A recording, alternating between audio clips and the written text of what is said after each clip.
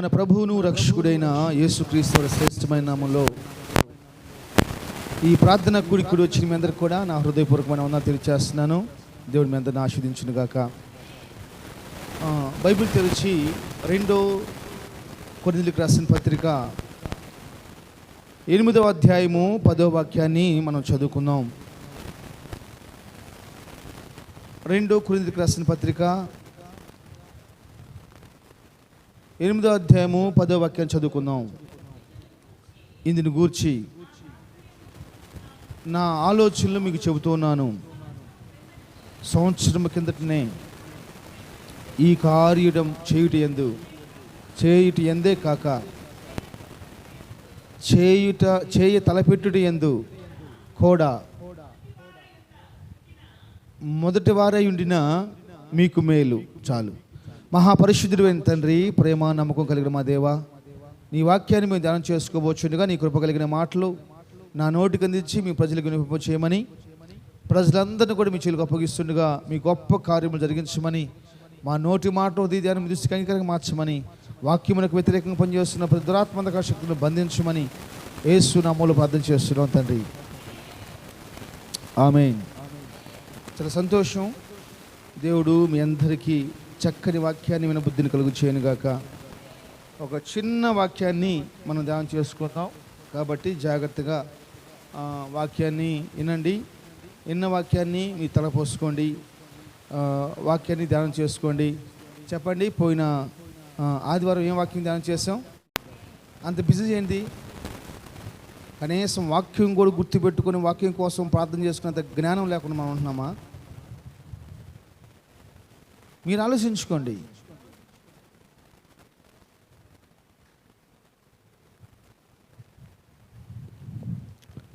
చాలా సంతోషమ్మా, దేవుడు మనల్ని ఇలా సజీవులుగా ఉంచి ఆరోగ్యవంతులుగా ఉంచి దేవుని మధ్యలో కూర్చోబెట్టాడు.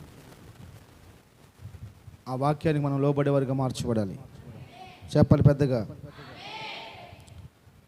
ఈరోజు నేను చెబుతున్నటువంటి వాక్యం యొక్క పాఠం ఏంటంటే, మనల్ని వెంబడిస్తున్న మేలు. జాగ్రత్తగా శ్రద్ధగా ఆలకించాలి మీరు వాక్యాన్ని. వాక్యమే మన జీవితంలో కార్యం చేస్తుంది. మనల్ని వెంబడిస్తున్న మేలు. జాగ్రత్తగానండి.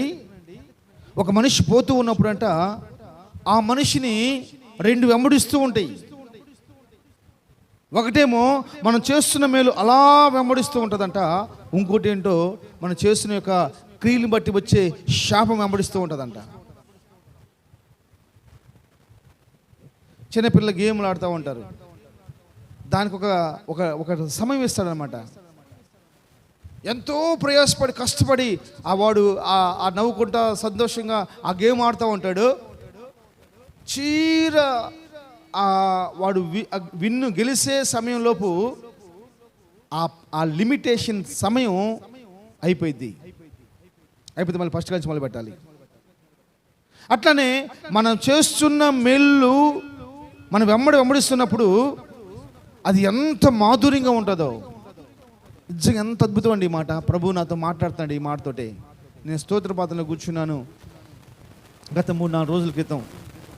ప్రభు ఒకటి అంటున్నాడు, మనల్ని మనుషులు వెంబడేయటం కాదు, మనం చేసిన మేళ్ళు మనం వెంబడి రావాలి. హల్లెలూయా. మనం చేసిన మేలులు, నువ్వు చేసిన మేలులు నీ వెంబడి రావాలి, నేను వెంబడించాలి. పౌలు గారు మాట్లాడుతూ, ఇదిగో మీరు చాలా నమ్మకస్తులయ్యా, మీరు చేసిన పరిచర్య ఎంత గొప్పది, మీరు ఇలాంటి పరిచర్య చేయాలని ఆలోచించారు. చూసావా? 4 వచ్చింది.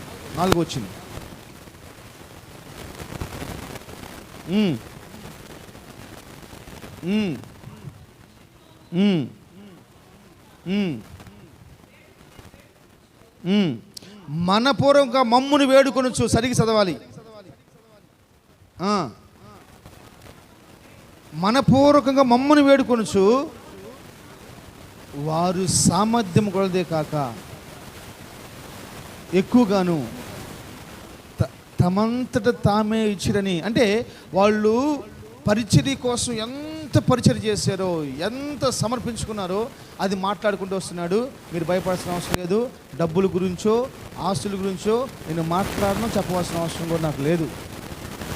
నేను చెప్పేది ఏంటంటే, నీ కుటుంబం బాగుండాలంటే, నీ బిడ్డలు బాగుండాలంటే, నీ వెంబడి వస్తున్న మేలు చాలా ప్రాముఖ్యమైంది. ఒక ఆమె చెప్తుంది, ఏంటమ్మా నువ్వు చేస్తున్న తప్పు కదా అంటే, నా బిడ్డల చదువుల కోసం నేను వ్యభిచారం చేస్తానని చెప్తుందమ్మా. ఏం చేస్తుందంట? నా బిడ్డలు బాగా చదువుకోవాలని చెప్పేసి అని వ్యభిచారం చేస్తుందంట.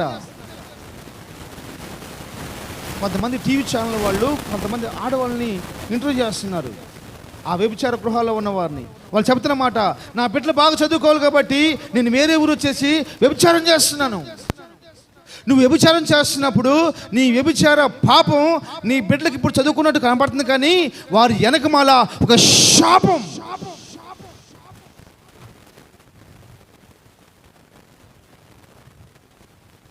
అన్యాయంగా, అక్రమంగా, ఉచితంగా కష్టపడకుండా ఎక్కడెక్కడ వచ్చిద్దా, ఎప్పుడెప్పుడు వచ్చిందని ఎదురు చూస్తూ ఉండిపోతుంది ఈరోజు ప్రపంచం. ఊరకనే రావాలి, అది శాపం. నా దేవుని వాక్యం తెలుసా, నువ్వు కష్టపడు, నీ కష్టాన్ని నేను ఆశీర్దిస్తానని చెప్తుంది. ఊరక తీసుకున్న ప్రతి పైసా నీ మేలు నీ వెంబడి రాక అది శాపంగా మారింది. కంపల్సరీ మారిద్దండి అంతే. అన్యాయంగా కానీ ఊరక కానీ తీసుకున్న ప్రతి ఒక్కరు కూడా.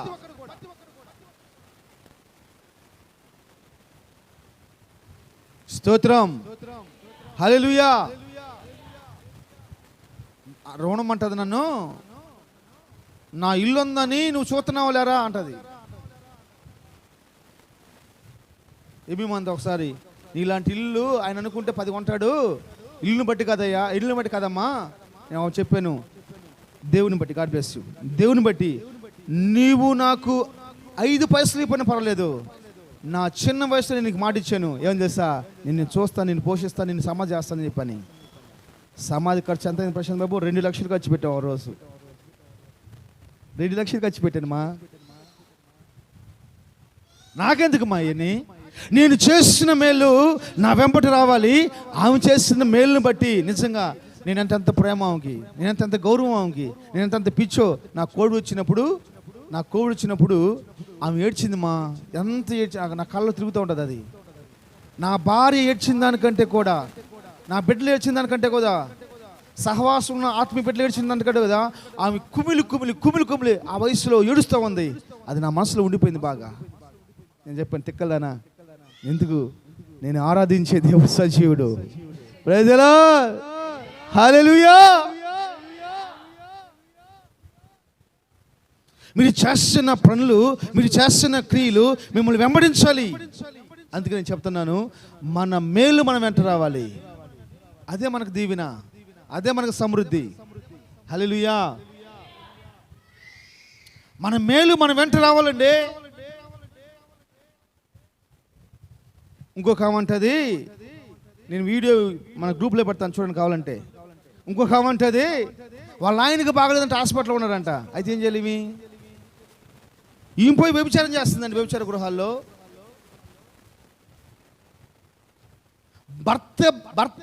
భర్త ఒక పూట అన్నం తినపోతేనే, అన్నం తినకుండా పడుకునే స్త్రీలు కలిగిన దేశం మన దేశం. ఈ దేశంలోనే ఎలాంటి స్త్రీలు ఉన్నారో తెలుసా? కొంతమంది భర్త ఆరోగ్యం బాగలేకపోతే హాస్పిటల్లో ఉన్నాడని చెప్పేసి అని ఏం చేస్తుంది, పోయి వ్యభిచారం చేస్తుందంట. పేరు నీకు ఎలా వచ్చింది అసలు? వేరే పురుషుడితో నవ్వుకుంటూ మాట్లాడటానికి, నీ శరీరాన్ని పంచుకుంటానికి.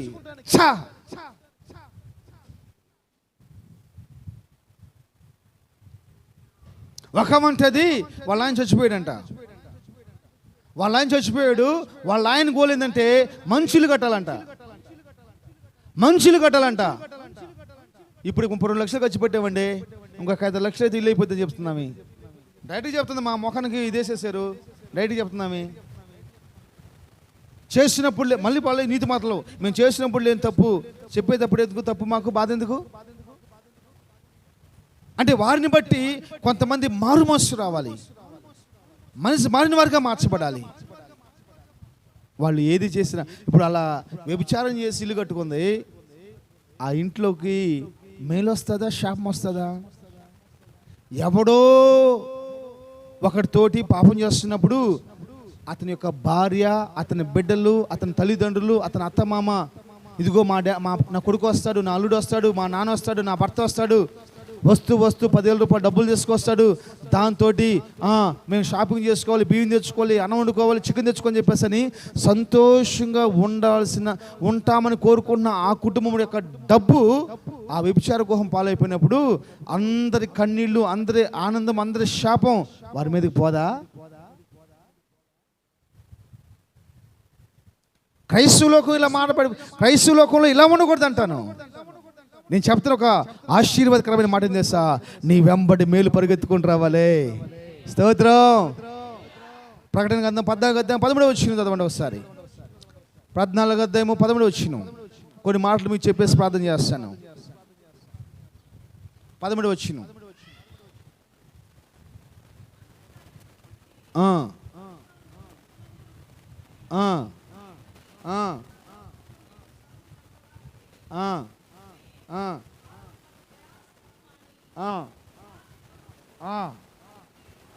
జాగ్రత్తగా భూలోకంలోనేమో చెప్తానండి, భూలోకంలోనేమో మన మేలు మనం వెంబటి రావాలి, మనం చనిపోయినాక పరలోకానికి మన క్రియలు వెళ్ళాలి.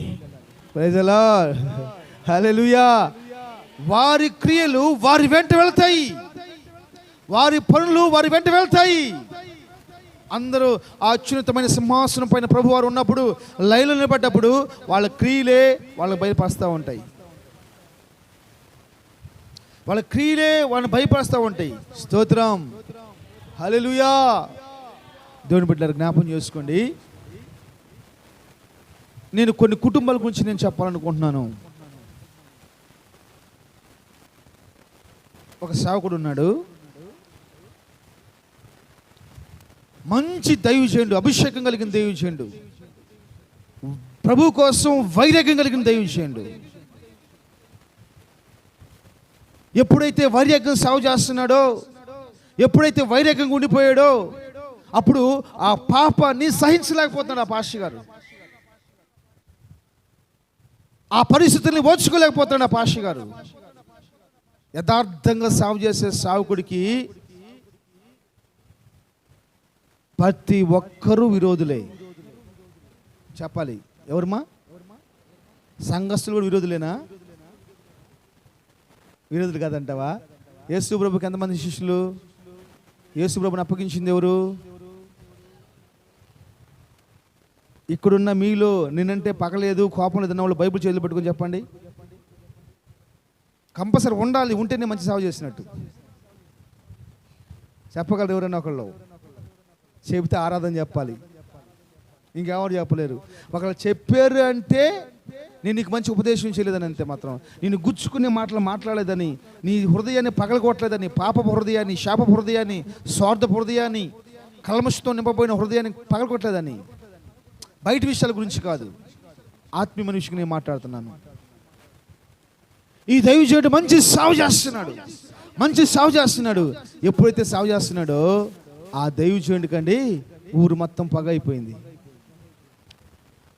ఆ ఊరు రాజకీయ నాయకులు పగ అయిపోయారు, ఆ ఊరి యొక్క ప్రధానులు పగ అయిపోయారు. ఇప్పుడు అంటాడు ఈయన పోయేసేసి, అబ్బాయి మీ పాపాలు మానుకోండి. మీ పాపాలు మానుకున్నంత వరకు మీ దేశం పైకి, నీ కుటుంబం పైకి, నీ బిడ్డల పైకి ఏం రాబోతుంది తెలుసా? ఒక కరువు రాబోతుంది. ఇదిగో నేను ఎవరి సన్నిధిలో ఉన్నాను తెలుసా? వాని సన్నిధిలో చెబుతున్నాను, నా మాట ప్రకారం కాక వాన పడదు, మంచు పడదు అని చెప్పేశాడు. స్తోత్రం. దేవుని బిడ్డ, నీకు ఒక బలమైన మాట చెప్తున్నాను, నేను బలపరిచే మాట చెప్తున్నాను. ఈ ప్రపంచం మొత్తం ఒక పక్క అయిపోయినా కానీ దేవుడిని పక్కనుంటే చాలు. చెప్పాలి, నోట్లో చెప్పండి. ప్రపంచం మొత్తం ఒక పక్కన పర్వాలేదు, నువ్వు ఆరాధిస్తున్న దేవుడు నీతో ఉంటే చాలు. నువ్వు ప్రపంచం జయిస్తావండి. నీ కోసం అరణ్యములో నీటి బొగ్గులు ప్రభు పుట్టిస్తాడు. అరణ్యాల్లో మారాని ఆయన మధురంగా మార్చేస్తాడు. ధైర్యపరచుకో, నువ్వు బలపరచుకో. నువ్వు స్తోత్రం, హల్లెలూయా. వాళ్ళందరూ ఒకటైపోయారంట. రాజులకి పాస్టర్ గారు అంటే పట్టలేదు దైవజనుడు అంటే, ప్రజలకి పడతలేదు దైవజనుడు అంటే. రే నువ్వు మేము కానుకలు ఇస్తే పోషించబడుతున్నావాడు కదరా నువ్వు, మేము గుప్పిడి బియ్యం ఇస్తే తిని బతుకుతున్నాడు కదరా నువ్వు అని ఒకడంటాడు రే మనమైతే ఒక ఇంట్లోనే బియ్యం తినేది, వాడు 10 ఇళ్ళ బియ్యం తింటున్నాడు రా వాడు అంటాడు ఇంకో పాష గారిని. ఒకళ్ళు అంటారు మా ఇంటికి వచ్చిన కానించి మా చేతిలో చూస్తూ ఉంటాడండి పాష గారు అని చెప్పేసి ఇంకొకళ్ళు అంటున్నారంట. ఏమండి, ఆ దైవజనుడు కూడా పని చేసుకుంటే పోయి నీకంటే ఎక్కువ సంపాదించడా? అతని పని మానిపించేసి, ఉద్యోగం మానిపించి, వ్యాపారం మానిపించేసి నీకు సేవకుడికి తీసుకొచ్చి పెడితే నువ్వేం చేస్తున్నా? ఆయన మాట ఎక్కడ వింటున్నా? స్తోత్రం. అందరు ద్వేషించేశారు, అందరు తరివేసేసారు. ఈ దైవజనుడు ఏం చేయరు అర్థం కాలేదు. స్తోత్రం. అప్పుడు దేవుడు కలుగు చేసుకుంటున్నాడు. అబ్బాయి ఏంది డాడీ, ఏంది ప్రభువా, నువ్వు కేరేతు వాక్కడికి వెళ్ళి దాక్కో, ఆ కేరేతు వాక్కడికి వెళ్ళి దాక్కోమని చెప్పన్నాడు. అంతే. వెళ్తే పరిస్థితి ఏందయ్యా, ఆకుల చేత ఆహారం పంపిస్తాను పోరా, ఆకుల చేత ఆహారం పంపిస్తా అన్నాడు. చూసుకోండి ఎక్కడ ఉన్నాడు ఆయన? కేరేతు వాక్కడ ఉన్నాడు. కేరేతు వాగు కాడ కాకులతో ఆహారం తీసుకురావడం గల కారణం తెలుసా? ఆయన చేసిన వైరాగ్యమైన భక్తి నిమిత్తం ఆయన వెంట వస్తున్న మేలులు. దైవజనుడు కావచ్చు, విశ్వాసి కావచ్చుమా, ఎవరైనా కావచ్చుమా, ఆయన చేసిన వైరాగ్యమైన భక్తి, మంచి కోరుకునే మనస్సు,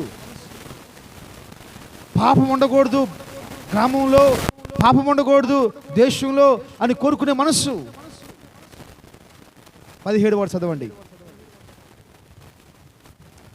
17:1.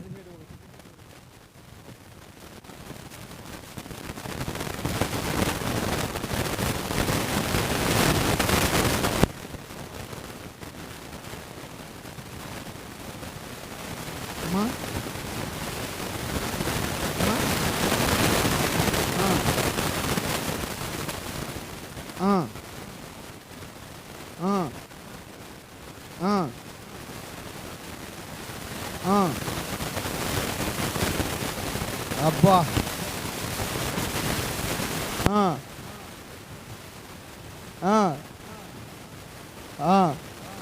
అబ్బేన్ చెప్పామేన్ ఏమంటున్నాడు? ఊరు మాట ప్రకారం కాక ఇంక నిమ్మకాయలు ఎందుకు మా నీకు, కొబ్బరికాయలు ఎందుకు మా నీకు? నీ మాట ప్రకృతిని శ్వాసించాలి. మంచి రోజులు ఎందుకు మా నీకు? మంచి రోజులు ఎందుకు నీకు? నీ మాట నా మాట ప్రకారం కాక అంత విశ్వాసం. ఆయన చేస్తున్న పనులు లాంటివి మా, ఆ పనులలో వెంబడిస్తున్నాయి అంతే. ఆయన చేస్తున్న పనులు అంతే. స్తోత్రం. ఆ కుర్చీలో కూర్చున్నాను, లేపండి అమ్మా, తెల్లారిందని చెప్పు. అమ్మ మన ఊరు వచ్చిందిలే, అమ్మా వచ్చిందిలే, మన ఊరు వచ్చిందిలే. టికెట్ తీసుకున్నావా? పోనీలే అమ్మా, అయితే కూర్చో. ఇప్పుడు ఏమైపోయింది తెలుసా? ఆయన చేస్తున్న మేలును బట్టి కేరేతు అక్కడికి వెళ్తే కాకుల చేత ఆహారం పంపిస్తున్నాయి అంట. ఆ కాకుల చేత ఆహారం తింటున్నాడు. అయిపోయింది. ఆ వస్తున్న భయంకరమైన ఎండకి, భయంకరమైన గాలులకి ఏం జరిగింది? ఇప్పుడు ఏం జరిగిందమ్మా? నాయకులు చూడండి ఏం జరిగింది. ఆ భయంకరమైన ఎండలకి, ఆ భయంకరమైన గాలులకి ఆ కేరేతు వాగులో ఉన్న నీళ్ళు మొత్తం అయిపోయినాయి అంట.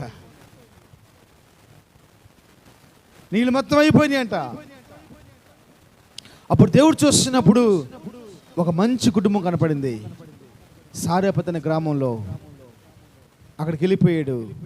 అక్కడికి వెళ్ళిపోయినాక ఆమెతో మాట్లాడుతున్నాడు. నాకు ఒక చిన్న అప్పమి అమ్మ, నీళ్ళ కరువు, వర్షం లేదు మా, నాకు చెమ్ము నీళ్ళు ఇయ్యమ్మా. ఆమె అపవిత్రానికి ఇష్టపడింది, నీళ్ళెత్తానికి ఇష్టపడిందండి. ఆమె చేసిన మేలుని బట్టి కరువు తీరే అంతవరకు కాపాడబడ్డారు. ఆమె చేసిన మేలు ఆమెను వెంబడించినాయి. నువ్వు ఎన్నోసార్లు విన్నావు కదా, గుర్తుపెట్టుకుంటే ఒక మాట చెప్తాను, మరొక్కసారి నేను చెప్తున్నాను. ఏంది తెలుసా, నీవు చేసిన మేలులు ఎవరితో నువ్వు చెప్పొద్దు, ఎవరికా డబ్బా కొట్టుకోవద్దు, దయచేసి ఎవ్వరికి కీడు చేయొద్దు, ఎవ్వరికి కీడు తలపెట్టొద్దు. చాలా ఆశీర్వాదం వస్తుంది, ఇది చాలా ఆశీర్వాదం వస్తుంది ఈ మాట. ఎవ్వరికి నువ్వు నేను పలానా చేసానని చెప్పొద్దు, నేనే అసలు చెప్పొద్దు.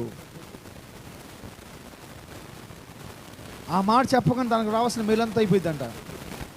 నువ్వు చేసిన మేలు ఎవ్వరికి చెప్పొద్దు. దేవుని బిడ్డలో సహవాసం ఉన్న వాళ్ళు మా పిల్లల చదువుల విషయాలు ఎంతో సహాయం చేశారు. నేను దాన్ని బట్టి ప్రభుని మహింపరుస్తూ ఉన్నాను. వాస్తవానికి దేవుని మహాకృపను బట్టి మేము చేసిన ఒక ఈ దీనమైన పరిచయం బట్టి ప్రభు వాళ్ళ హృదయాన్ని కదిలించాడు.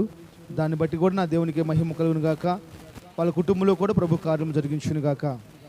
ఆమె చేసిన భక్తి జీవితాన్ని బట్టి ఆ పిల్లవాడు తన కుమారుడు బతికాడు.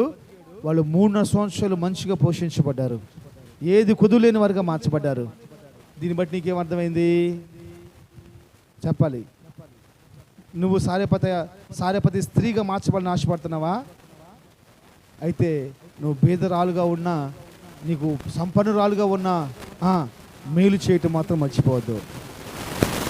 చెప్పాలి. నువ్వు బీదరాలుగా ఉన్నా, ధనవంతురాలుగా ఉన్నా మేలు చేయటం నువ్వు మర్చిపోవద్దండి, అంతే. ఒక దైవజనుడు, నాకు చాలా ప్రియమైన దైవజనుడు, ఒక 3 మాటలు చెప్తా ఉంటాడు ఎప్పుడు కూడా. నాకు చాలా ఇష్టం ఆ మాటలు. నేను ధ్యానం చేసుకున్నప్పుడు కూడా నా కన్నీళ్ళు వస్తూ ఉంటాయి. ఏంటంటే ఆయన ఏమంటాడు తెలుసా, నిమ్మకాయ పిండినప్పుడు నిమ్మరసం రావాలి, మామిడికాయ పిండినప్పుడు మామిడి రసం రావాలి, కొబ్బరికాయ పిండినప్పుడు కొబ్బరి నీళ్ళు రావాలి. అలాగనే విశ్వాసం పిండితే కత్తులు రావాలి బయటికి, కుక్కర్లాగా పేలిపోవాలి బయటికి. విశ్వాసులను పిండగానే యేసు ప్రభు క్రియలు బయటకు రావాలంట, విశ్వాసపు క్రియలు బయటకు రావాలంట. మరి సేవకులను గిల్లగానే యేసు ప్రభు ప్రత్యక్షమైనట్టు ఉండాలంట. నాకు కూడా యేసు ప్రభు ప్రత్యక్షమైనట్టు ఉండాలంట.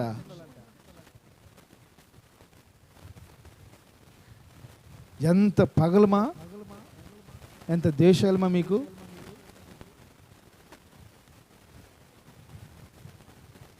నీకు నచ్చకపోతే పగబెట్టుకోవద్దు. నేను చెప్తాను, నీకు నచ్చలేదు కదా రాంబాబు, నీకు నచ్చలేదు, నువ్వు పగబెట్టుకోబాకన్నా, పగబెట్టుకోవద్దు. మాట్లాడుకో, దూరంగా కూడా అంతే. ఏంటంటే అంతే, పగబెట్టుకో. దయచేసి ఏ మూల కూడా పగ ఉండకూడదు, మనకి దేశం ఉండకూడదు, అంతే. అందుకని ప్రేమించాలి, కంపల్సరీ ప్రేమించాలి. పెద్ద మనుషులు, మంచి పెద్ద మనుషులు, వాళ్ళు చేసే పని ఏం తెలుసా, పంచుతూ ఉంటారు, వీళ్ళకి తిరిగేసి పంచుతూ ఉంటారు. వాళ్ళకి నచ్చిన ఇల్లు వచ్చిందనుకో, వాడు పంచాడు, వేరే వాడు పంచుతాడు.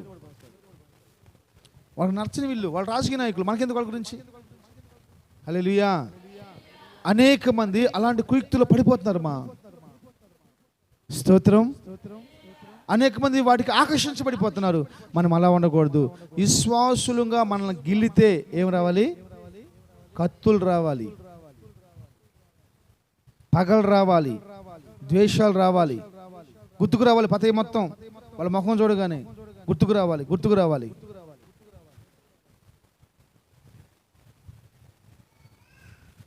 హల్లెలూయా. లేయా దేశించబడతా వాళ్ళ నాన్న చూశాడు, లేయా దేశించబడతాం వాళ్ళ అన్న చూశాడు. చెప్పాలి, తెలితే చెప్పండి మా, తెలకపోతే నేను చెప్పండి మా, నాలాగా తెలియనోళ్ళలాగా. నాకు తెలియదు కాబట్టి నేను చెప్తున్నాను. అబ్బాయి సుగితనా, అంతే కదా, తెలితే చెప్పాలి, తెలకపోతే నేను చెప్పాలి. లేయా దేశించబడతాం వాళ్ళ తమ్ముడు చూశాడు. ఎవరు చూశారు? లేయా దేశించబడతాం వాళ్ళ తమ్ముడు చూశాడు. ఎవరు చూశారు? యోనా చూశాడా? యోహోను చూశాడు.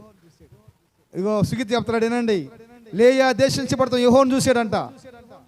యోహోను కాదురా బాబా, వాళ్ళ తమ్ముడు చూశాడు. లేయా దేశించబడతాం యెహోవా చూసి ఆమె గర్భాన్ని తెరిచాడు. ఆమెకి ఏదైతే కొరతగా ఉందో దాన్ని తీసేసాడు. మనకెందుకు పగబెట్టుకోవాలి? ఎవరి చేత దేశించబడింది చెప్పాలా? ఎవరి చేత? అక్క చేత కాదమ్మా, తల్లి నీకు దండం పెడతానమ్మా, చెల్లి చేత దేశించబడింది. రాహేలు చేత దేశించబడిపోయింది. రాహేలు చేత దేశించబడిపోవటం దేవుడు చూసేసి ఆమె ఏ కొరత అయితే కలుగుందో ఆ కొరతను ఫుల్ఫిల్ చేసాడు యేసునామములో. స్తోత్రం. నువ్వు భయపడాల్సిన అవసరం లేదు, దేనికి కలతపడాల్సిన అవసరం లేదు. నీకు ఎవరు నచ్చని క్రియలు ఎవరైనా చేశారనుకో, వారి మీద పగబెట్టుకొని పుస్తకాలు రాసుకొని పెట్టుకోకుండా ఫ్రీగా ఉండంతే.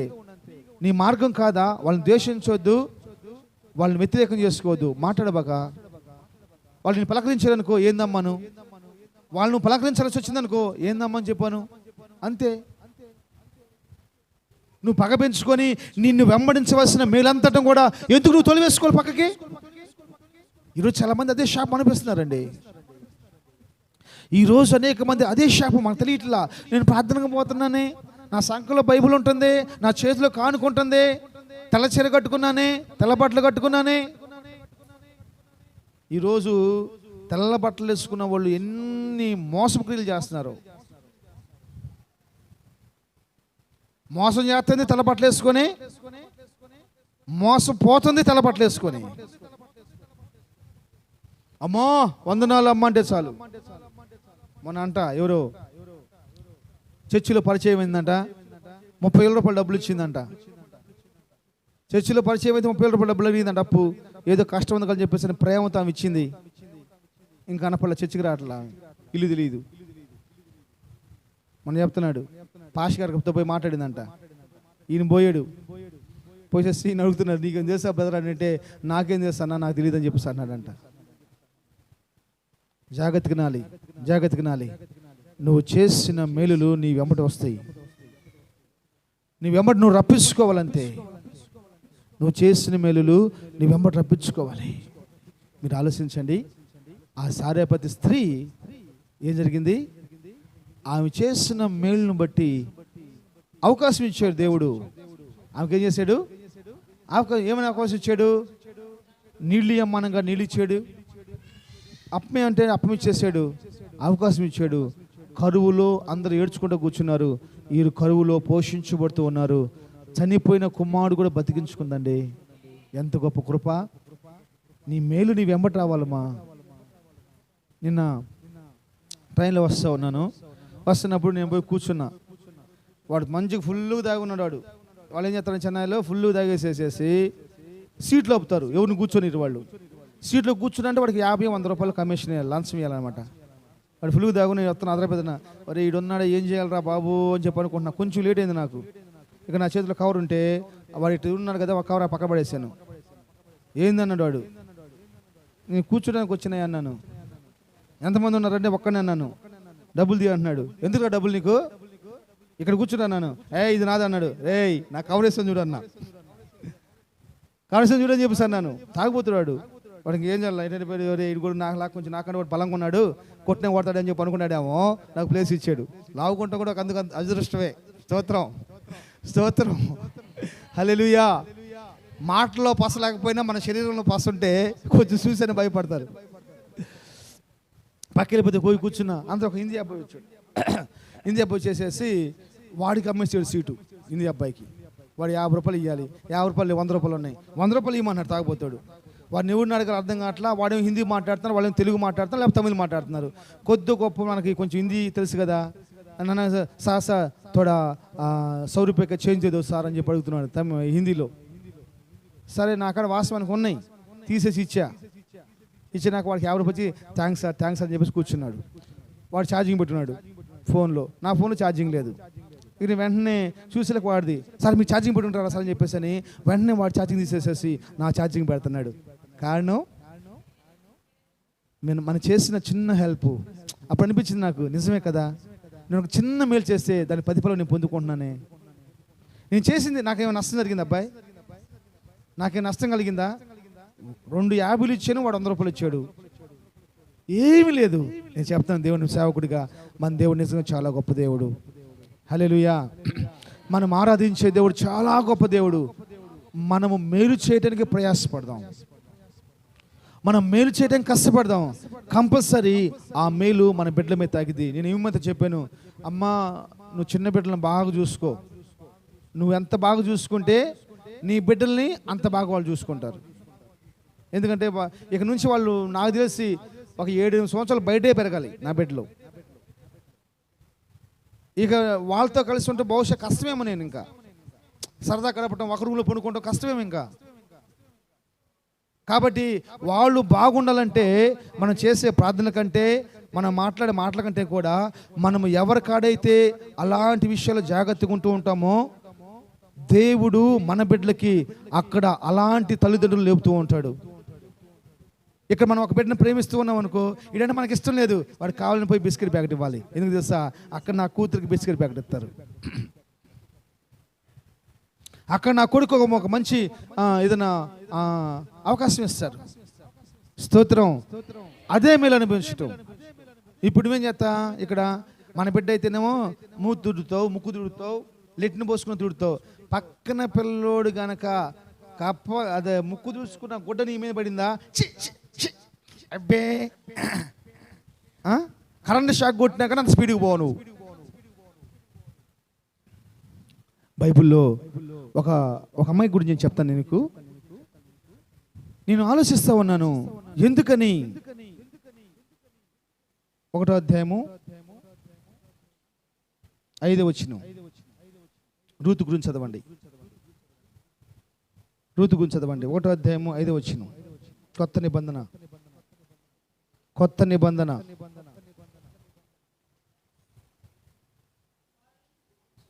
కొత్త నిబంధన, కొత్త నిబంధన 1వ అధ్యాయం 5వ వచనం.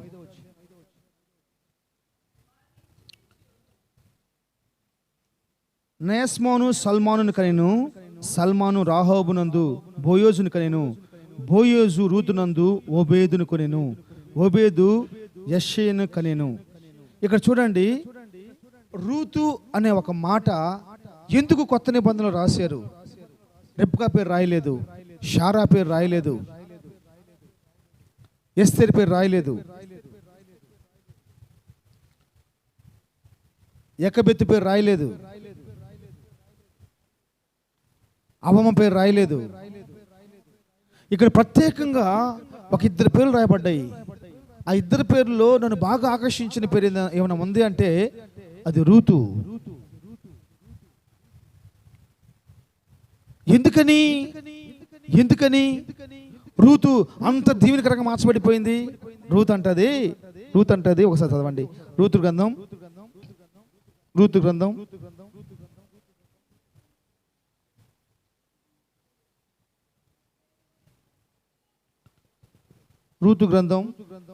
2వ అధ్యాయము 10వ వచనం.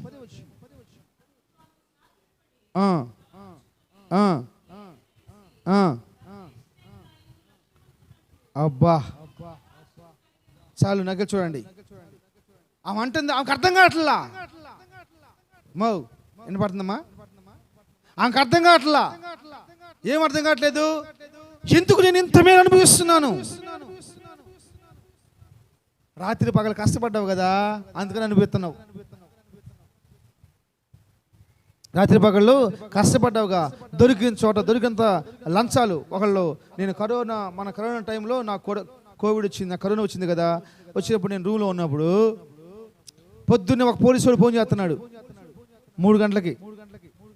ఆ కరోనా సమయంలో ప్రతి ఒక్కళ్ళు ఫోన్ చేసేవాళ్ళే, నువ్వు ఎక్కడ ఉన్నావు, ఏం చేస్తున్నావు, ఎట్టుంది నీకు ఇప్పుడు అని చెప్పేసి పద్దాకలు ఫోన్ చేస్తూ ఉండేవాళ్ళు. ఇక నిద్ర కూడా పట్టేది కాదు, నైట్ పూట అసలు నిద్ర పట్టేది కాదు. ఇక 3 గంటల సమయంలో ఆయన ఫోన్ చేసాడు, పోలీసుడు ఫోన్ చేసేసి, సరే కానీ నువ్వు ఒక 1000 రూపాయలది బీప్ పంపి అంటున్నాడు. టేస్టింగ్గా తీసుకుని ఒక 1000 రూపాయలు బీప్ అంటున్నాడు. సార్ ఎవరితో మాట్లాడుతాను?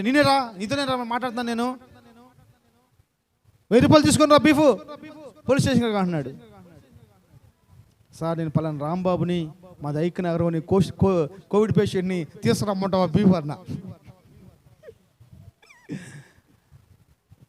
ఈ రాంబాబు ఈ రాంబాబా, అయ్యో సారీ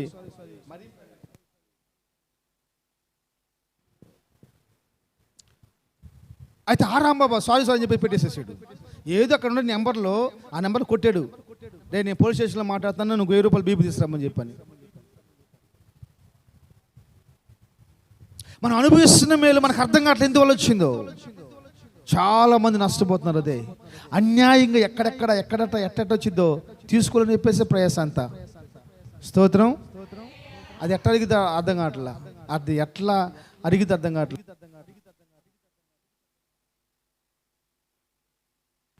పక్కన వాడు కూర్చొని ఉన్నాడు, డేయ్ నాకు మాంసం కొట్టరా అంటున్నాడు. డేయ్ అని చెప్పేది నేను వచ్చి అని చెప్పని ఒక్క గదిగాడు. వాడు పాపం భయపడిపోయేసేసేసి ఎంత పెట్టాడు. మేమందరికి ఆశ్చర్యం.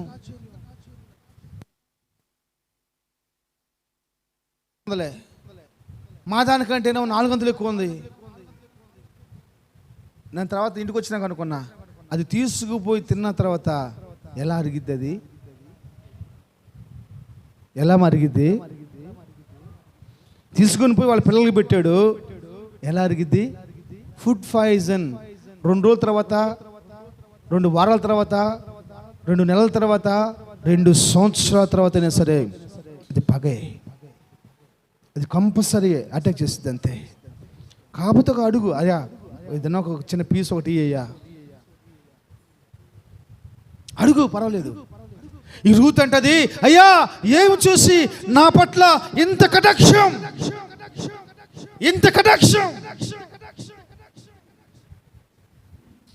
ఏం చూసాడంట ఏమా, ఏం చూసాడు? చదువు 11 వచ్చింది, చదవండి. నీవు నీ తల్లిదండ్రులను నీ జన్మభూమిని విడిచి ఇంతకుముందు నీవు ఎరుగని జనుల యొద్దకు వచ్చేతివి. ప్రైజ్ ది లార్డ్, హల్లెలూయా. ఏం చేసిందంట? ఎవడు విడిచిపెట్టింది? ఎందుకంటే మనకి ఎక్కడ బాగా సాగిద్దంటే భూప్రపంచంలో తల్లిదండ్రుల ఇంట్లోనే బాగా సాగిద్ది, ఇంకా ఎక్కడ సాగదు. సరే తల్లిదండ్రులకు పక్కన పెడితే ఎక్కడ విడిచిపెట్టిందంట బాబు? జన్మభూమిని విడిచిపెట్టింది. జన్మభూమిని విడిచిపెట్టిందంట. ఆయన ఆలోచిస్తున్నాడు బోయజు, అమ్మో అమ్మాయి ఋతు నువ్వు ఎక్కడ బాబాక, నా పొలంలోనే ఏరుకో. నాకు చాలా పొలం ఉంది, విస్తారమైన పొలం ఉంది, ఈ పొలంలో ఏరుకో. వెనకమాల వస్తూ ఉండు, నీకు నీళ్ళు దాహం అయితే పోయేసేసి తోడి పెట్టి ఉంచిన కుండలో నీళ్లు తాగు. మా వాళ్ళు టిఫిన్ చేస్తుంటే ఆ టిఫిన్ నువ్వు తిను, భోజనం చేస్తుంటే ఆ భోజనం తిను.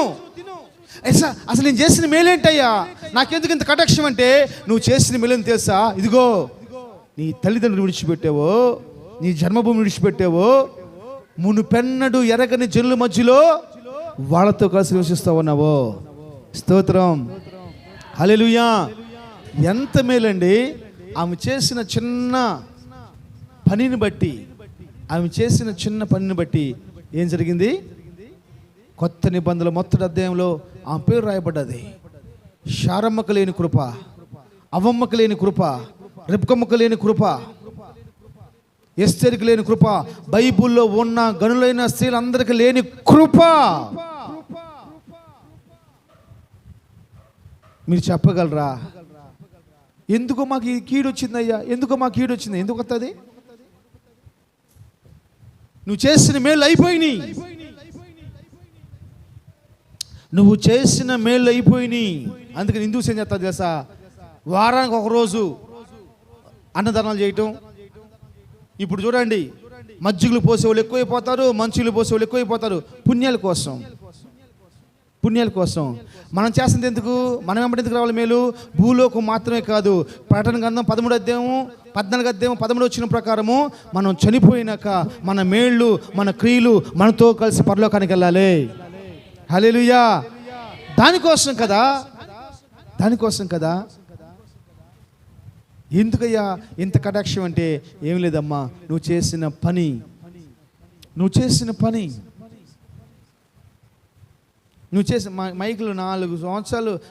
2 సంవత్సరాలు హాస్టల్లో ఉండడానికి ఇదొక దేవాలయం అయిపోయింది. ఇల్లు ఇదొక దేవాలయం అయిపోయేసేసి మీ అందరూ దేవుళ్ళు అయిపోయి ఉదిక్కమంటే చీరాలో ఇంటికి వస్తాను ఇప్పుడు ఒకవేళ నీ కోరిక ఏదైనా కోరుకోబోనావు అనుకో, నాకేం లేదా ఇంటికి పోతే చాలయ్యా అంటాడు.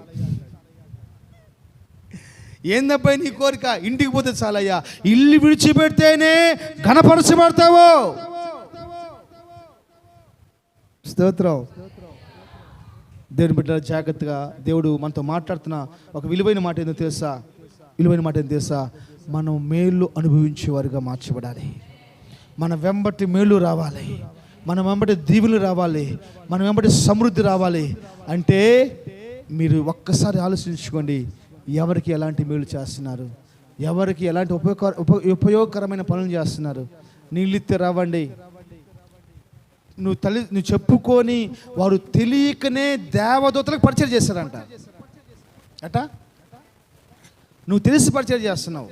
ఈరోజు నువ్వు దశమ భాగం ఇస్తున్నావు అంటే తెలుసు కదా, ఈరోజు కానుకిస్తున్నావు అంటే తెలుసు కదా, ఈరోజు పక్కింటికి ఉప్పు ఇస్తున్నావు అంటే వాళ్ళకాడ నువ్వు పప్పు తీసుకున్నావు అని కదా ఎత్తంది ఉప్పు. నువ్వు తెలిసి చేస్తున్నావండి. నీకు తెలిసైనా తెలియకైనా నువ్వు మేలే చేయాలి. చెప్పండి చేస్తారా? మీరు తెలిసైనా తెలిగిపోయినా మేలే చేయాలి. ఏముందండి, వట్టి బట్టలతో వచ్చేవా, బట్టలు లేకుండా వచ్చేవాడిని, బట్టలు లేకుండా పోతామ్మా. ఎందుకు మనకు పగలు, మనకు ద్వేషాలు, ఎందుకు మనకు కోపాలు, బీపీలు పెరిగిపోయి, షుగర్లు పెరిగిపోయి. కొంచెం సమాధానంతో, అప్పులున్నాయా ఆశ్రమం వేసుకోండి, అప్పులు తీసుకొని సమాధానంగా ఉండండి. సమాధానాన్ని వెతికి వెంటనే బైబిల్ బోధిస్తుందమ్మా మనకి.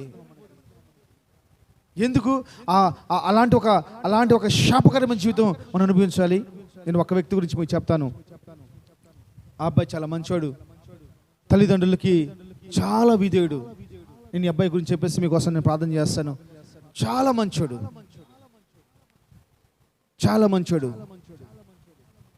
ఎవరు ఏ పని చెప్పినా కానీ టక్కన చేస్తాడు. సుగీతలాగా ఎవరికి ఏ పని చెప్పినా సరే టక్కన చేస్తాడు. నేను చేయను అని చెప్పడు. స్తోత్రం. అలాంటి పరిస్థితుల్లో తనతో ఉన్న అన్నదమ్ములు ఏం పెరిగిపోయింది తెలుసా? దేశం చేస్తున్నారు, స్టార్ట్ చేశారు. ఏం చేశారమ్మా? కోపం పెరిగిపోయింది. ఇప్పుడు ఈ అన్నదమ్ముల ఆలోచన ఏంటంటే, ఎందుకయ్యా మీ తమ్ముడు అంటే నీకు అంత కోపం? ఎందుకయ్యా మీ తమ్ముడు అంటే అంత పగ? ఏం లేదు, మా తమ్ముడు మాకంటే చిన్నవాడైనా వాడు బాగా మంచి పేరు సంపాదించుకున్నాడు, అది మా పగ. మా తమ్ముడు మాకంటే చిన్నవాడే కానీ మాకంటే జ్ఞానంగా ప్రవర్తిస్తూ ఉన్నాడు. ఒక భార్య భర్తలు ఉన్నారు, ఇద్దరు ఒకే కంపెనీలో పనిచేస్తున్నారు. ఇద్దరు మంచి వర్కర్స్. ఆఫీస్ మొత్తం కూడా స్త్రీల సైడు బెస్ట్ వర్కర్ ఎవరంటే అమ్మాయిలు వేసిన పడిద్ది, పురుషుల సైడ్ ఎవరంటే ఒక అబ్బాయి వేసిన పడుతూ ఉంటాడు. వాళ్ళిద్దరు చూసుకున్నారు, వాళ్ళిద్దరు టాపర్స్ కాబట్టేసి మంచిగా వాళ్ళిద్దరు ప్రేమించుకొని పెళ్లి చేసుకున్నారు. ఇద్దరు బిడ్డలు పుట్టారు. ఇలాగ జరిగిపోతూ ఉంది. పోతూ ఉండగా భర్త మనసులో ఒక ద్వేషం పెరిగిపోయింది, ఒక కక్ష పెరిగిపోయింది. నేను చెప్తున్న నిజమమ్మా బాబు, నేను చెప్తున్న నిజం, జాగ్రత్తగా వినాలి. ఒక ద్వేషం పెరిగిపోయింది భర్తకి, ఒక కక్ష పెరిగిపోయింది భర్తకి. ఎందుకు చెప్పండి? ఆఫీసులో ఈరోజు కూడా భార్యని పొగటం ఎక్కువైపోయింది. అప్పుడంటే అతను ఇష్టపడే అమ్మాయి కాబట్టి పొగుడుతున్నప్పుడు సంతోషం అనిపించింది. ఇప్పుడు ఏమైపోయింది? భార్య అయిపోయింది కదా, భార్యగా నేనే గొప్ప, నన్నే పొగడాలి. పెరిగిపోయేసేసేసి దేశంగా మార్చబడిపోయేసేసి కిచెన్లో వంట చేసుకుంటున్న భార్యని కత్తిపీటతో నరికి పడేసి, కత్తిపీటతో రాడుతో కొట్టి చంపిపడేసాడు. ప్రతి దానికి నువ్వు నన్ను డామినేషన్ చేస్తున్నావు,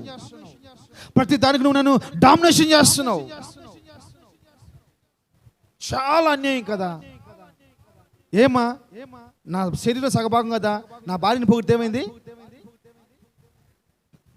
ఏమ్మా, నీ శరీరంలో భర్త సగభాగం కదా, నీ భర్తను పొగిడితే ఏమైంది?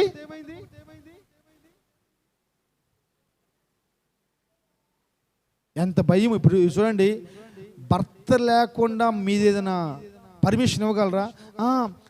ఆయన అడిగి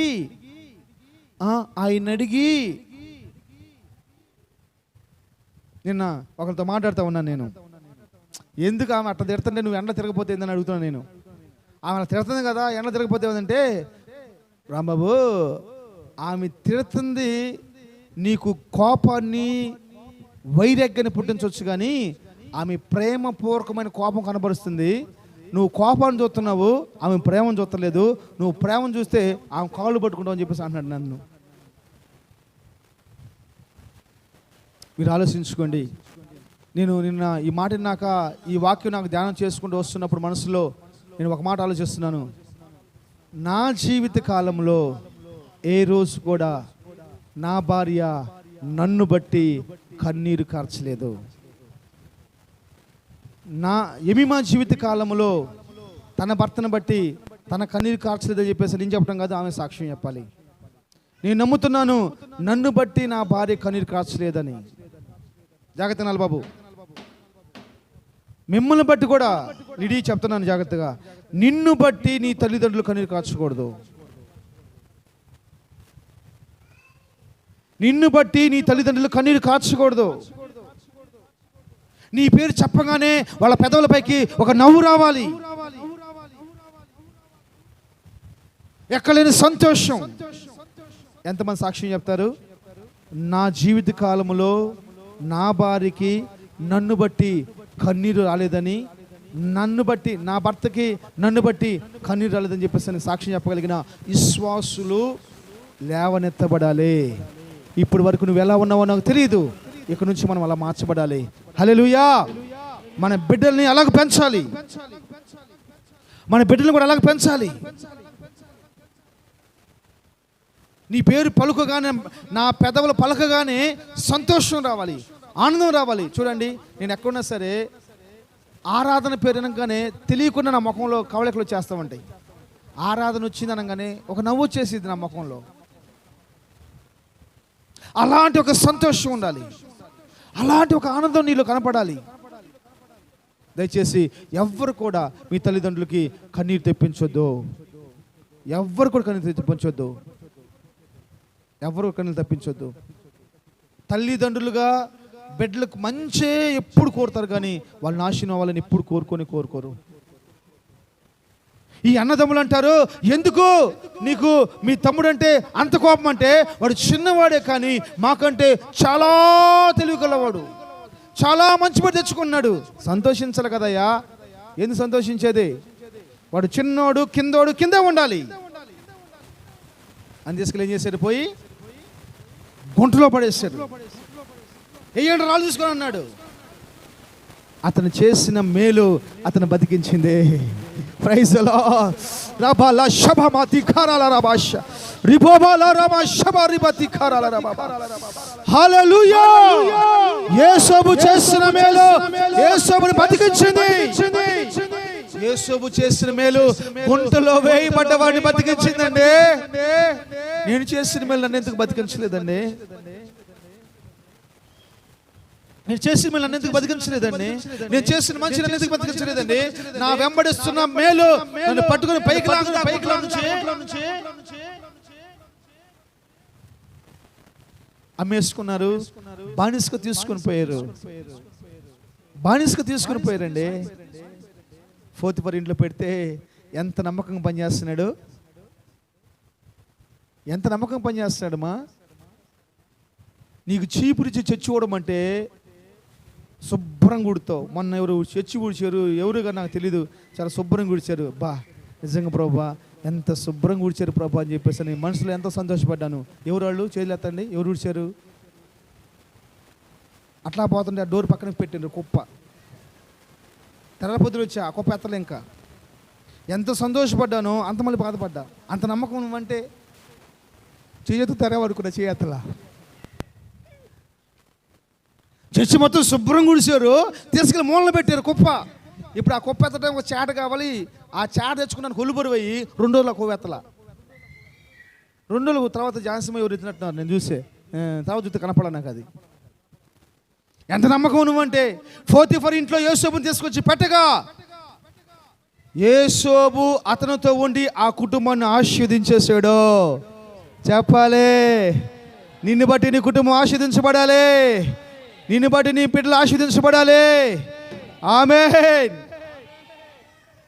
ఇప్పుడు ఏమైపోయింది తెలుసా, ఆ కుటుంబంలో ఒక మేలు చేయాలి. ఇప్పుడు ఏం చేయాలి? ఆ కుటుంబానికి ఏ మేలు చేయాలి అమ్మా? ఏ మేలు చేయాలంటే, తన భార్య వచ్చేసేసి మనల్ని వాడేసుకోబోతుంది. పోతీఫర్ భార్య వచ్చేసి చాలా అందగత్తె, చాలా అందంగా ఉంటుంది, అధికారి, వానరమ్మ, మాటల కత్తె, మాటల్లో పడేసిద్ది, చాలా టాలెంట్ పర్సన్స్.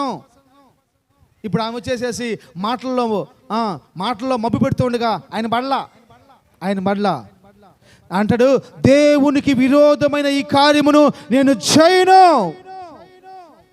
15 సంవత్సరాల వయసులో కనుక ఈ వాక్యాన్ని నేను చదువుకుంటే ఎంత బాగుండేదో. వినండి జాగ్రత్తగా.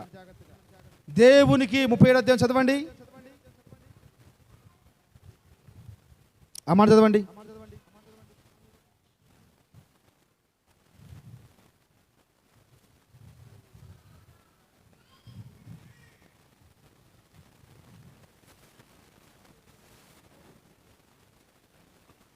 ముప్పై 39వ అధ్యాయము 9వ వచనం. 39:9.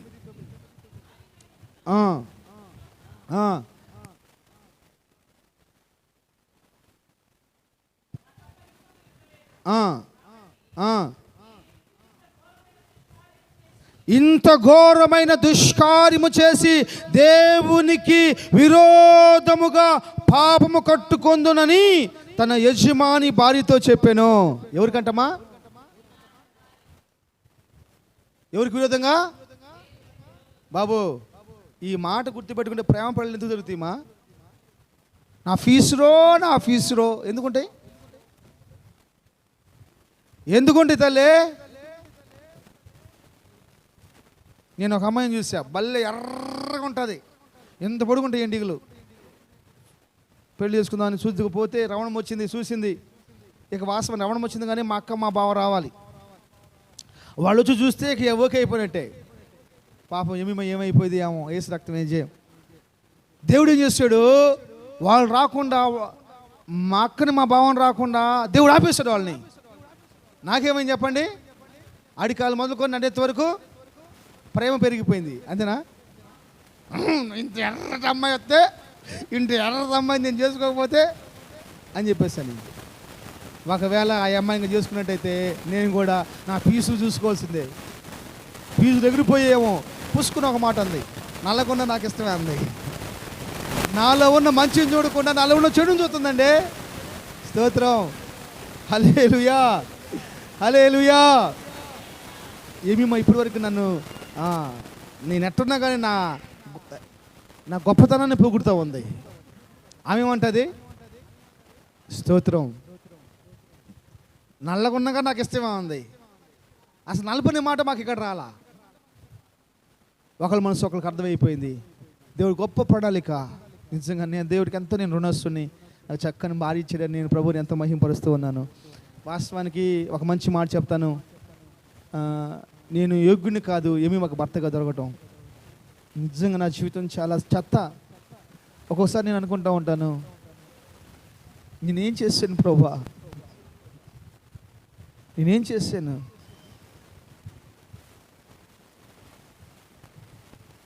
ఇంత చక్కని కుటుంబాన్ని నాకు ఇచ్చావు, ఇంత చక్కని కుటుంబాన్ని నాకు ఇచ్చావు. ప్రభువే సాక్ష్యం. ఈయన అంటాడు, దయచేసి నా మీద ఎవరు కోపడొద్దు. ఒక స్త్రీతోటి మాట్లాడుతున్నప్పుడు ఆయన అంటాడు, నా దేవుడికి వ్యతిరేకంగా నేను ఎలా పాపం చేయగలను? ఈ వాక్యం యవనస్తుల హృదయాల్లో ఉంటే ఎంత బాగుంటుంది, పెళ్ళైన వారి హృదయాల్లో ఉంటే ఎంత బాగుంటుంది, ముసలోళ్ళ హృదయాల్లో కూడా ఉంటే ఎంత బాగుంటుందండి. ఒక మాటకారి అందగత్తె తన శరీరానికి ఎన్ని సబ్బులు రాసిద్దో, నున్నటి అమ్మాయి. ఆమె వచ్చేసేసి పక్కన చేసేసి మాట్లాడుతున్నప్పుడు, ఇంత ఘోరా నేను ఎలా చేయగలను? నా దేవునికి వ్యతిరేకంగా నేను ఎలా పాపం చేయగలను?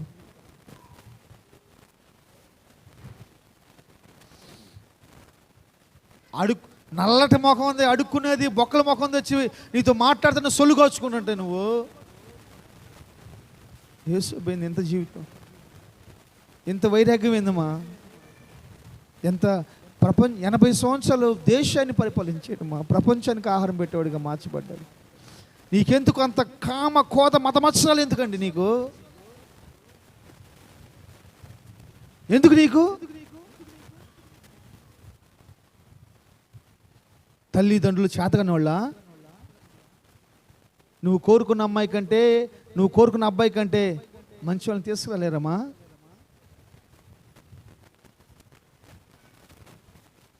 కళ్ళు మోసం చేస్తాయి, కామం మోసం చేసేది, గుర్తుపెట్టుకోవాలి. కామము, కళ్ళు మోసం చేస్తాయండి. సమాధానం లేకుండా చేస్తాయండి కుటుంబంలో.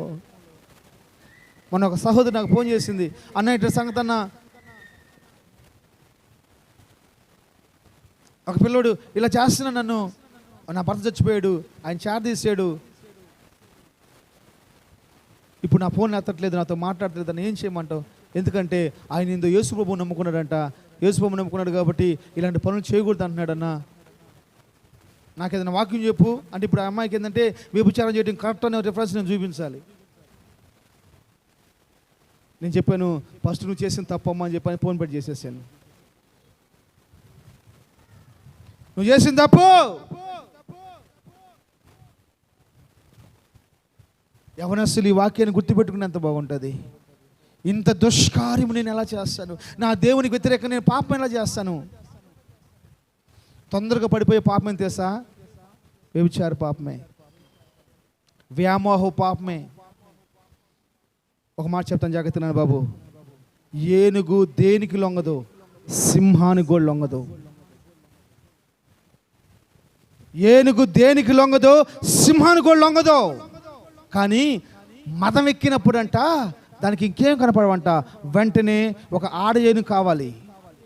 ఏనుగులు ఎలా పట్టుకుంటారో తెలుసా? ఏనుగులు పట్టుకునే దమ్ము ఎవరికి ఉందండి? లేదు. ఈ మదమెక్కిన ఏనుగులు అడవులు ఎక్కడెక్కడ తిరుగుతూ ఉంటాయని చూస్తూ ఉంటారు. ఆ ప్లేస్ని చూసి ఒక గుంటతో వేసేసి ఆ గుంట పైన గడ్డి కప్పుతారు అంతే. ఆ పక్కన ఒక ఆడేనుగుని పెడతారు.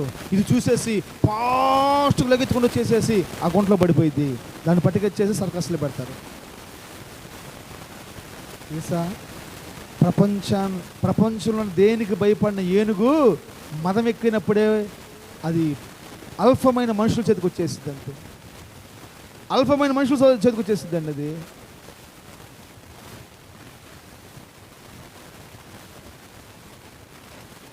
ఈయన అంటాడు, నేను పాపం చేయనమ్మా అన్నాడు యేసువు. తీసుకెళ్ళి జైలు వేసారు. ఏం చేశాడు? జైలు వేసారు. జైల్లో నాక చూడండి, జైల్లో వెయిట్ని బట్టి అతనికి వచ్చిన ఆశీర్వాదం ఏం తెలుసా? చెప్పాలి. అతను పాపం చేయలేదు, 80 సంవత్సరాలు గవర్నర్గా పరిపాలన చేశాడు. 80 సంవత్సరాలు పరిపాలన చేశాడండి. అతను చేసిన చిన్న మేలు అతను ఎమ్మడి వచ్చింది కదా. నేను మేలు చేస్తే ఎందుకు రాదు? నేను మేలు చేస్తే ఎందుకు రాదండి? నేను మేలు చేస్తే ఎందుకు రాదు? వాట్సాప్కు లాకు, ఫేస్బుక్కి లాకు, యూట్యూబ్కి లాకు, జీమెయిల్కి లాకు, ప్రతి దానికి ఫోన్కి ఒక లాకు, అన్ని లాకులే. ఏది నొక్కాలన్నా కానీ వాడు చేయబెట్టాలంట, బొట్టనీళ్ళు పెట్టాలంట. మన ఫోన్ చేయమని ఒక అబ్బాయి పనికి వచ్చాడు. ఆ ఫోన్ ఇరా కొంచెం ఫోన్ చేసుకుంటానండి, ఫోన్ చేసుకున్న క్యాల్కులేటర్ కావాలని తీసుకుంటే వాడు ఫోన్ ఇట్ అనగానే లాకు, దాన్ని ఇటు పెట్టాడు, ఓపెన్ అయింది. ఆ క్యాల్కులేటర్ ఎత్తాను, ఆ యాప్స్లోకి వెళ్తాను లాకు, మరి పెడితేనే అది ఓపెన్ అవుతుంది. కారణం ఏంటంటే ఒక దానిలో ఒక రహస్యమైన పాపాలు ఉన్నాయంట.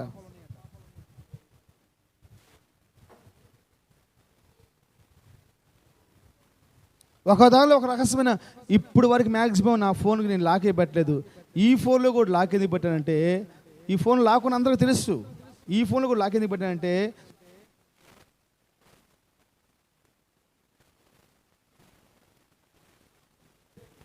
ఈ ఫోన్ ఫెయిల్ ఇవన్నీ ఉండటం వల్ల తెలియకుండా నొక్కితే లాక్ అయిపోద్దని నేను లాక్ పెట్టాను. కానీ దీనికి లాక్ పెట్టాల్సిన అవసరం నాకేముందండి?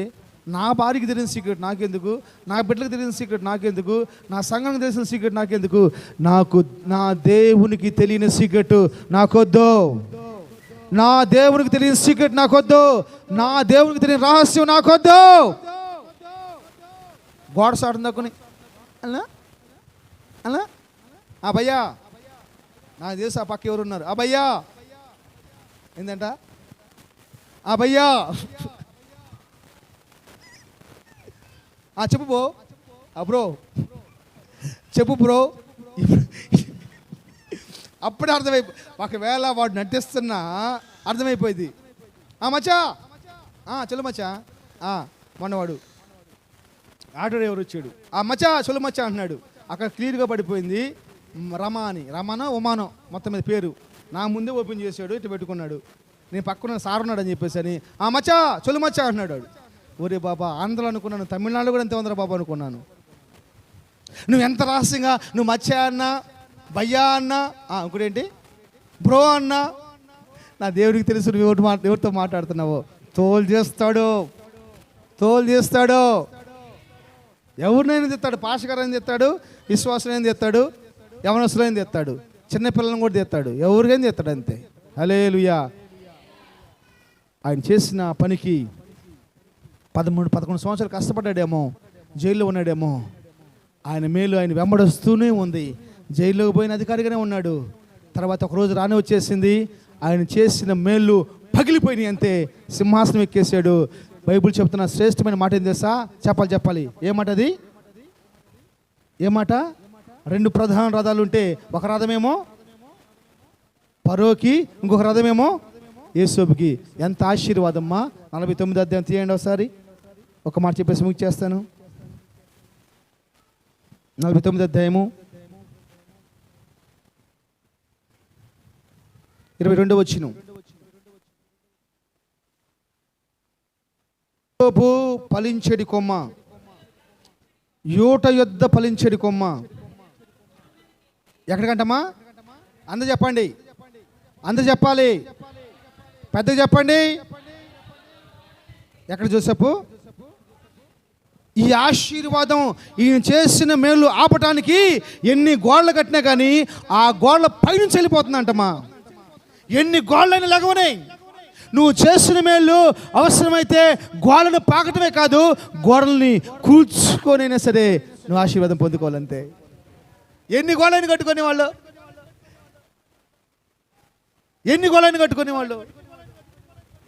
నా యవ్వన కాలంలో నేను చేసిన భక్తి నన్ను ఈ రోజు ఇలా నిలబెట్టింది.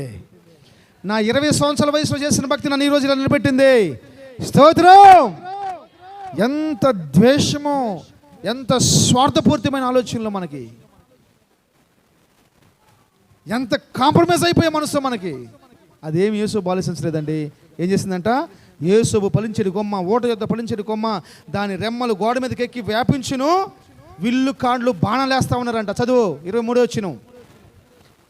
వీళ్ళు శత్రువులు అతను వేధించిరి, వారు బాణములు వేసి అతను హింసించిరి. చూడు, ఎంతమంది బాణాలు వేసినా, ఎంతమంది హింసించినా, ఎంతమంది కష్టపెట్టినా కానీ నువ్వు చేసిన మేలు నీతో వస్తుంది కాబట్టి నీకు ఎదురే ఉండదు. అంతే నామంలో. ఏంది చెప్పండి? రీజన్ ఏంటమ్మా? నువ్వు చేసిన ఏదో మేలు ఓర్చుకున్నావు. చూసావా? పన్నెత్తి మాట్లాడలేదమ్మా, పన్నెత్తి మాట్లాడలా. ఎంతమంది మోసం చేసినా, ఎంతమంది బాణాలు వేసినా, ఎంతమంది హింసించినా నేను చూసుకుంటాను. అలాంటి ఏం లేవు. కారణం ఏంటి తెలుసా? నన్ను వెంబడించవలసింది నా మేలు కాదు, నవ్వు కాదు, నటించటం కాదు. నన్ను వెంబడించవలసింది మేలు. నన్ను ఒకవేళ మేలు వెంబడిస్తే ఏం జరిగింది? గోడలైనా పర్వతాలైనా ఎక్కేసి దాటిపోయి కృప పొందుకుంటాను.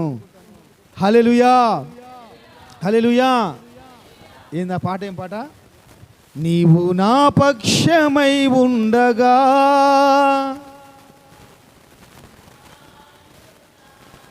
బా ఎంత చక్కని పాట. నీకు వెలుగెత్తి ఆశ్రయపురమై పాడాలి. నీవు నా పక్షమై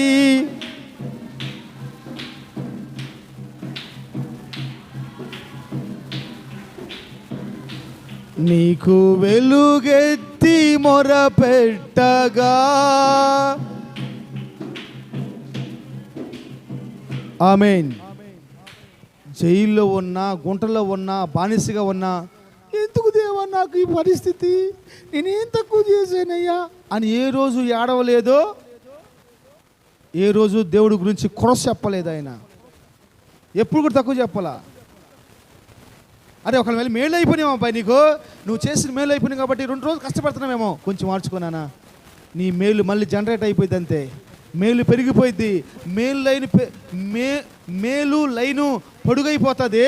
అప్పుడు నువ్వు పోయే దారి మొత్తం సస్యశ్యామలంగా మార్చబడిపోయింది. క్షేమంతో నింపబడిపోతావు. భయపడవలసిన అవసరం లేదు. చెప్పాలి, నోరు మంచిదైతే చెప్పాలి. నోరు మంచిదైతే, డబ్బుంటే ఊరు మంచిది కాదు, పేరుంటే ఊరు మంచిది కాదు. నోరు మంచిదైతే ఊరు మంచిది. మనం ఎలా సైలెంట్గా ఉంటే అదే ప్రభు క్రియేట్ చేస్తూ ఉంటాడు అంతే, అదే సృష్టిస్తూ ఉంటాడు.